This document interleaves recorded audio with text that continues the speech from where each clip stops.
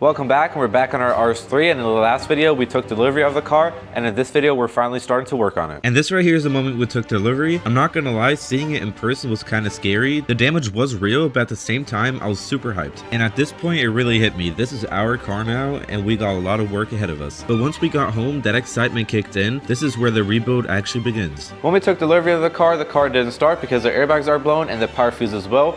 But the car luckily was still neutral. And in this case, neutral didn't help us at all because 3 out of the 4 wheels are stuck in different ways. This one is pushed back and stuck right here. The front left one is completely broken, is only held on by one spoke. And the rear left is also completely loose and can't spin at all. And the only wheel that is still intact and that could roll is the one on the rear right. We bought this car from Copart for around $20,000. And the initial plan is that this car is going to be for my sister, which is still going to be, but I think everyone else is going to want to drive this because it's going to be a very, very fun car. And the power fuse is not the only reason why we can't start this car. The other reason why we also don't really want to start this car is because this belt down here is completely loose and we don't really know what's up with that. This is just a V-belt that also gives power to other components in the car, for example the AC condenser. It has nothing to do with the timing of this engine, and since all the wheels are stuck and we can't really move it, we have the car on dollies, and the first goal is going to be getting this car on its own wheels again so that it can move around freely. So we're going to start off with the power fuse and swap this one out. But first, I think we can get all this trash out of the trunk. And in this case, they also gave us a lot of trash bags to use for this car.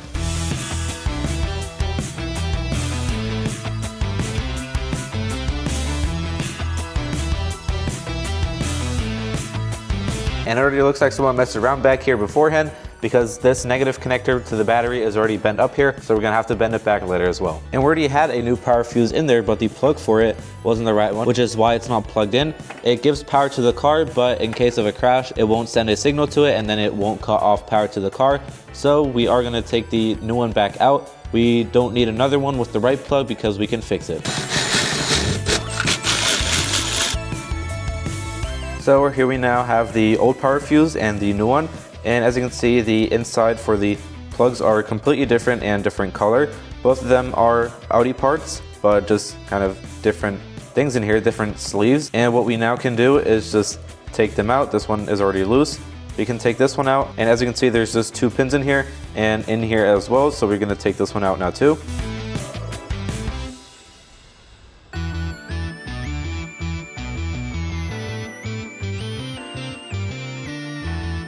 And hopefully this works now. So now we can just plug it back, and as you can see it fits, so I think this worked.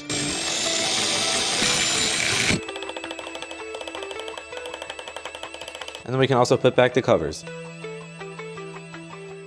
We just remembered that the car was sitting and wasn't running or whatever, so the battery most likely is dead, so we just want to prove that. And as you can see, it's getting 1.5 volts, which is absolutely nothing, so this thing is completely dead. So I think we can take this one out.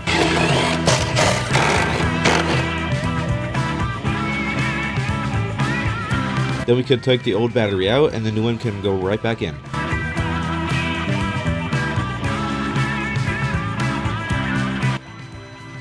And as we can see and also hear, the car now has power, so this battery definitely works. So now we can put everything back.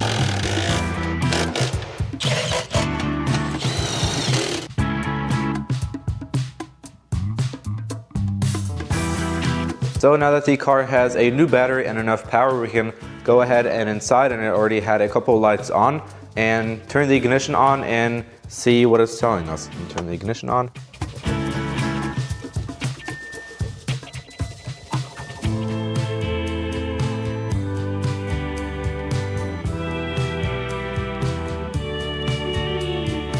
This car is definitely not happy, and it just keeps on going with all the fault codes. It has a lot of lights on and all the codes just keep on coming. But that's the first problem fixed with the power fuse.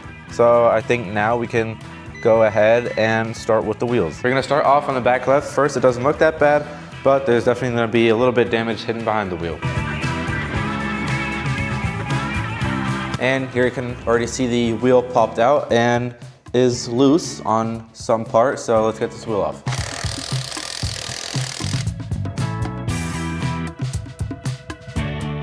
The wheel's now off, and as we saw before, this thing is completely moving as it shouldn't, and this is because the top part of the knuckle right here is ripped off of this screw, which attaches to the upper wishbone. Already 2 parts that we need new, this upper wishbone, because this one is also bent in the front right here, so we need a new one of that. A new bolt, this one goes completely through to this side and is completely bent right here.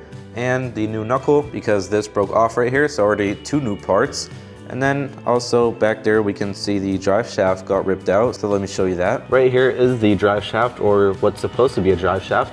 The other end of it got completely ripped out. Here's the diff where it's supposed to sit in, but it got completely ripped out and there's a lot of grease now everywhere. But you don't have to see it in a bad way because it protects the car from rust. But as we can see, this got completely ripped out, so we also need a new drive shaft. And then right here we have the height sensor of the car, which also got ripped out. We're gonna take this one out real quick so that we can order a new one.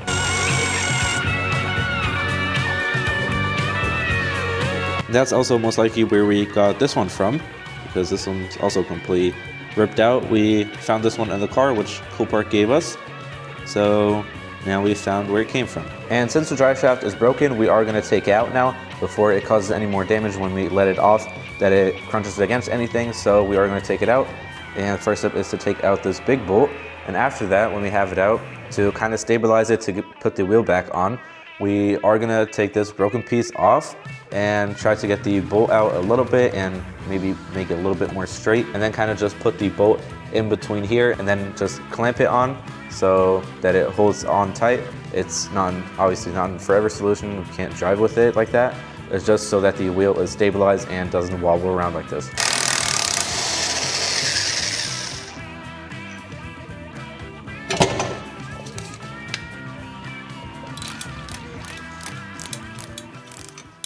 And that's what we wanted, that we get that old piece out and that we have it a little bit loose. So this is just gonna be an experiment and see if it actually works. But now we're gonna put it in between the old knuckle and that piece that broke off, as I said, just to stabilize the wheel. And just like that, our little experiment for the solution didn't really work that well, because this upper wishbone, which the knuckle attaches to, is also twisted like this. And if we would put it in the right position into the knuckle, which would be down, this part with the bolt and the nut would press into the handbrake caliper, or this part right here. And we don't want that, so we can't do that. But we do believe that we found everything. So in total, 4 parts that we need here: upper wishbone, the knuckle, the drive shaft, and that height sensor. So we aren't gonna put the wheel back on because of everything right here and because this is so loose. So we are gonna put wood underneath and then move on to the next wheel. Now we're gonna do the front left, which is probably the worst wheel by far.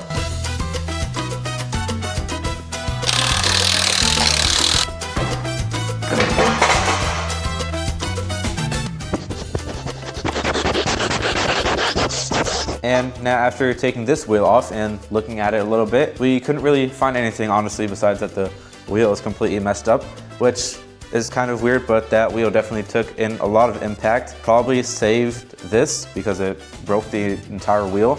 But looking at it, we couldn't really find anything by far. But as I said, we checked everything and we can't find anything.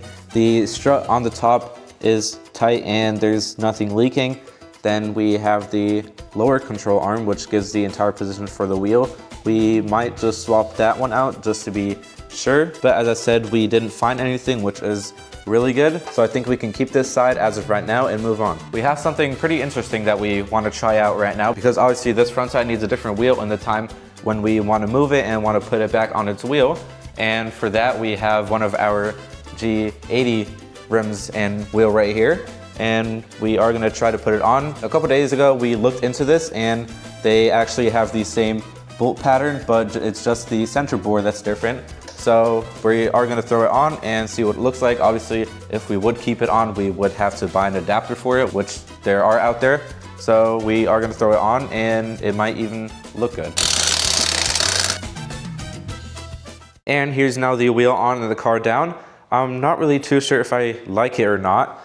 It doesn't look bad, but I don't really think that I'm a huge fan of it being completely black and also gloss, because the wheels that are on here are matte. As you can see, these are matte, and I definitely prefer the matte one over the gloss on the RS3. But besides that, fitment wise, this is a 19-inch wheel. Not really too sure what the size is of the tire itself, but looking at the offset and everything, doesn't look bad. And we would probably have to go down a size in the tire because it would probably be rubbing on the fender liner in the front. But it works. The car now has a working wheel. But as I said, not really too sure if I like it or not. Let me know in the comments down below what you think about this. But now I think we can move on to the other wheel. Now we can do the rear right, and we think that there's nothing going on there because the rim looks completely fine. There's not a single scratch on it, and that was the only wheel that would roll. And yeah, let's get it in the air and take the wheel off.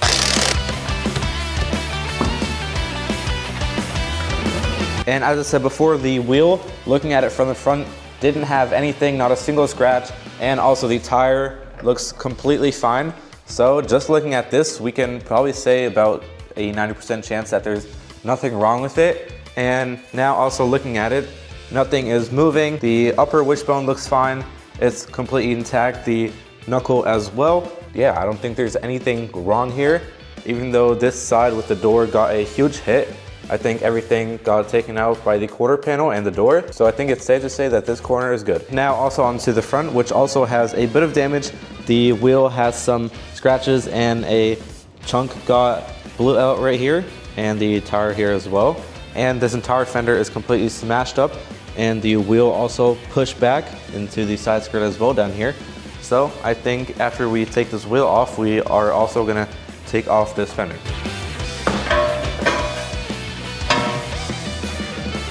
You can also see that this tire ended up somewhere where it definitely doesn't want to be because there's just wires everywhere.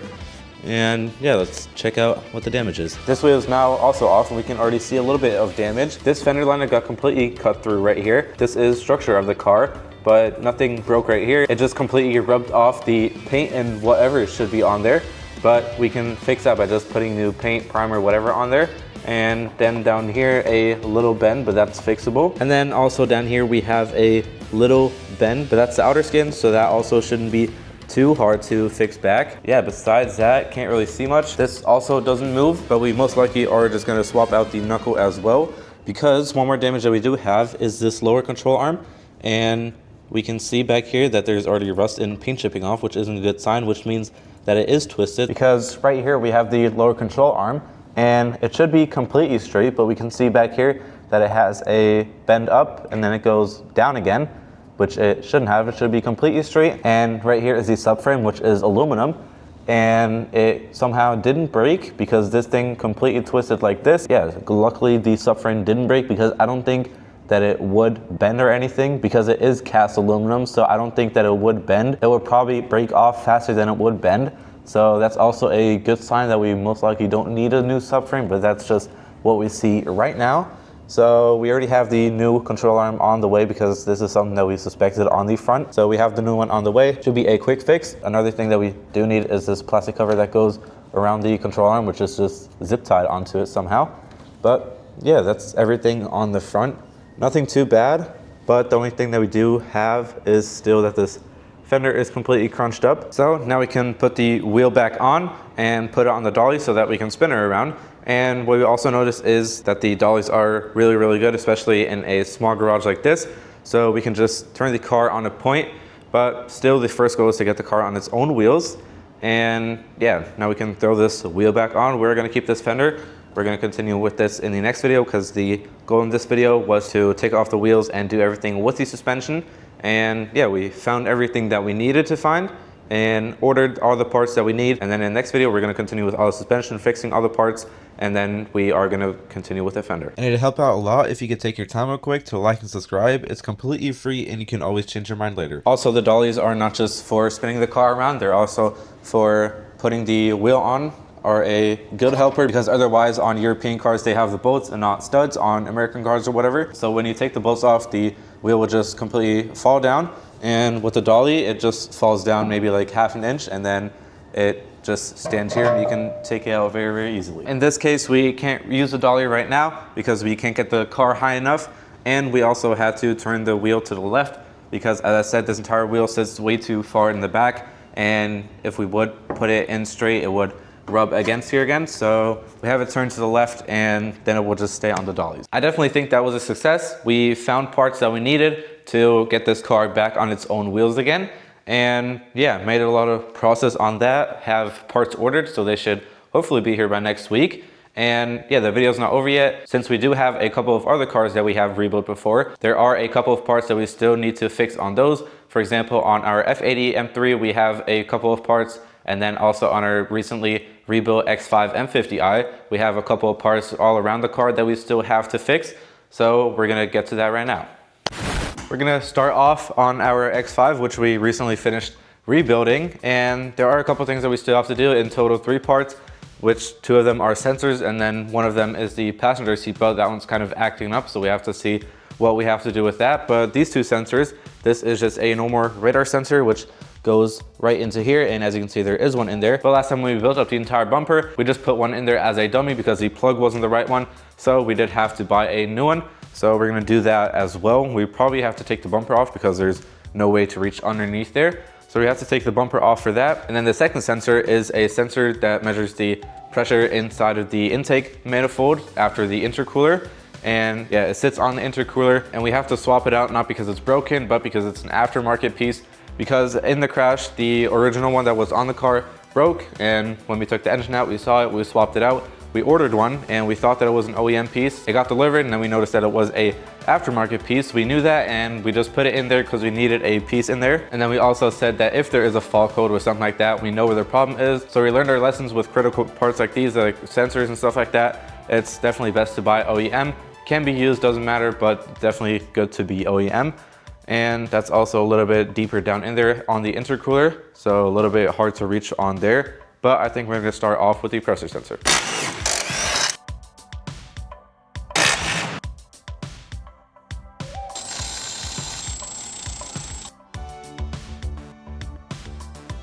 Here's the old one and here's the new one. They look completely identical, but one is working and the other one doesn't.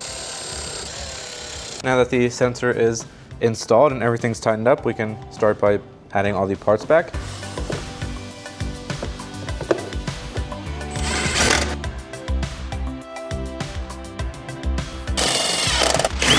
Now that the pressure sensor is done, we can now do this parking and radar sensor. And first weird thing that we have to take off the entire bumper, which means wheels off, fender liner off, and all of those kind of things just for this little thing. But in this lucky situation, we can pop off this tow hook cover and then reach right into there, take the old one out, and plug the new one right in. So that definitely saves us a lot of time. We got it out, but before we did realize that it wasn't this one, which is easy to access. It actually was this one, which is a little bit harder to access, but still good that the tow hook cover is on this side that we can reach in there. This one is a little bit hard. Here is also the plug now. So let's throw in the new one.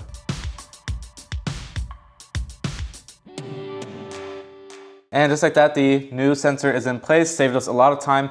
Probably would have taken us an hour to get everything off and the new sensor in and then the bumper back on. So we got this done in like 5 minutes, and I can definitely recommend you guys, if you have someone with smaller hands, let them do this job because there's not a lot of room down there. So let's throw on this tow hook cover and then head on to the inside. And since we now want to move on to the passenger seat belt, there are a couple things that we have to remove to even get to it, because this B-pillar cover sits underneath this little piece right here, and this piece sits underneath this side piece right here. So first up, we need to remove this leather piece. This airbag has 1 screw. Then this plastic piece, I believe, has 2 screws. Then this one down here underneath this badge has 2 screws. Pop this one out, and then we can take off this B-pillar. But also on the front right here, we have to pop this one out. This only has 4 clips. And yeah, then we can pop the B-pillar out and see what's up with the seatbelt.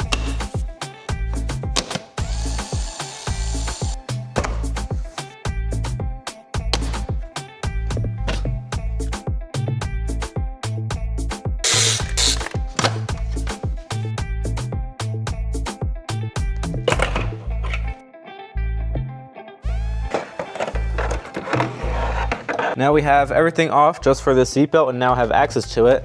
And to kind of explain what the entire problem actually is, why we did this, is that this is locked, and it's not locked because of a crash. It's just locked because it has a mechanism inside of it. When it's tilted at a certain angle, it just won't work. And we noticed that whilst driving the car when we finished it. We were driving it, and when you stepped on the gas and the car went up in the front, the seatbelts wouldn't go out, but when you would press the brake or you would just be coasting, the seatbelts would work. Now we have this bolt up here and this bolt on the bottom. And what we didn't notice at first, that you can use this bolt at the top to change the tilt of the seatbelt. So we're gonna loosen this and figure out at which position this seatbelt will work. So now after going back and forth a lot, we took this screw out before and then loosened the one on the bottom. We had to knock the entire seatbelt up a little bit so that we can move this one and tilt it forwards. And I think we now found the right position because it's working completely flawless. So I think we can bolt this back up in the same position it is right now and then start by putting everything back. Now also, before we finally put it back, we can see that it works perfectly fine, and also when we go faster it works perfectly fine. So we found a solution and can now finish it up.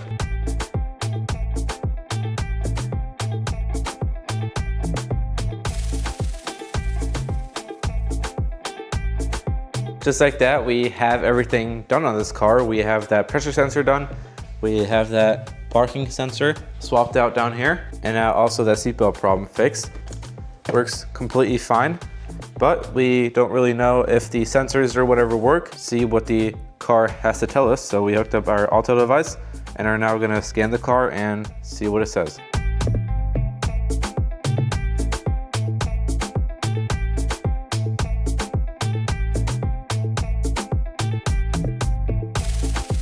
And here we can now see the car has absolutely 0 fault codes. Before I had 59 or whatever that was in between. We erased all of them and nothing is wrong anymore. Before we had something with the motor electronics that had to do with the front. Then we also had the PMA, the parking maneuvering assistant, which is because of that sensor in the front, which we just swapped out. So that also seems to be working. So I think we did a good job. The car has no faults anymore and should be 100% done now. But since we just have the ignition on and just read the codes, I am gonna take everything off, take the car for a quick spin, and then read it again and see if there's something new or if the car still has 0 faults. So now after taking the X5 for a quick test drive, everything worked. There's no more check engine light for that sensor in the front. The lane assist and the parking sensor, everything works completely fine. The passenger seatbelt also works very, very well now. Now the last thing is on our F80 M3 is on the interior. This is a motor for the seat, and one problem that we do have is for the driver's seat, because on the driver's seat the motor, which is for the back seat, the one that I just had, is a new one which is for this car, and we didn't take this off. Look at the number, we just ordered what it said in the catalog for the number, so we'll see if that is even the right part. But the problem that we have is not that the motor doesn't work, because the backrest one works completely fine. It is actually that module which is in the motor that isn't working. And this car was flood damaged and we did have to swap out a lot of components such as the motors in the seat. And what we are thinking is when we swapped it out, that the motor that's in there right now either doesn't have the sensor at all, or the sensor is broken, the hall sensor, which is for the positioning of the seat, because this car is optional with the memory seat. So as I said, either the sensor for that is broken, or the motor for which this car actually is for doesn't have the memory seat function. So that's what we're gonna do now. Luckily, this is on the side for the backrest, so we don't have to take the seat out, it's underneath or anything. We just have to clip this thing off, a couple of screws for this motor, and then we should be good to go, if it even is the right part.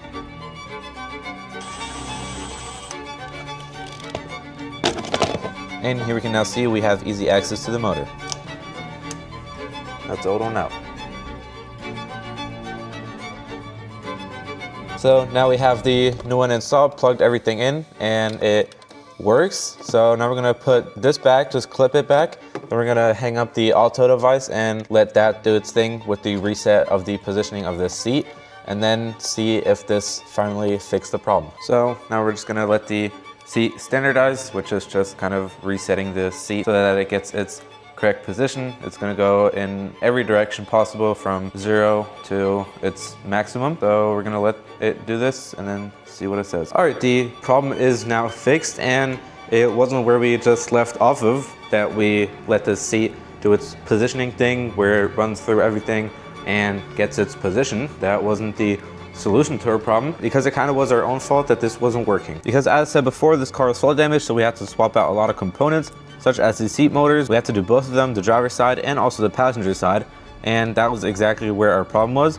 We accidentally put the one for the driver's side on the passenger side and kind of just swapped them around, and since the passenger side doesn't have the memory seat function, that one doesn't really need that one sensor, the hall sensor. So what we then did is we took the one out of the passenger one, swapped it over, so we didn't even need that new one, so we're gonna go send that one back.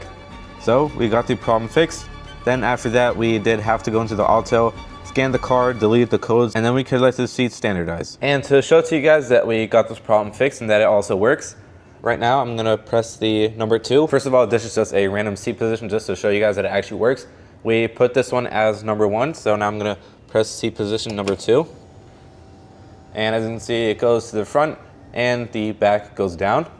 Now if I press number 1 again, it goes back and the backrest comes forwards, just how it was. So this function now works, and that's the problem with the F80 also solved. We solved a lot of issues in this video. We got everything done with the RH3 that we wanted to get done. Ordered all the parts, hopefully should be here by next week so we can get this car on all 4 wheels again. Solved all the issues with the X5, so that one's also completely done now. And also with the F80, super glad that everything worked out. I hope you guys enjoyed it. Make sure to like, subscribe, and turn on the post notification for next week for the RH3. Drive safe and stay tuned.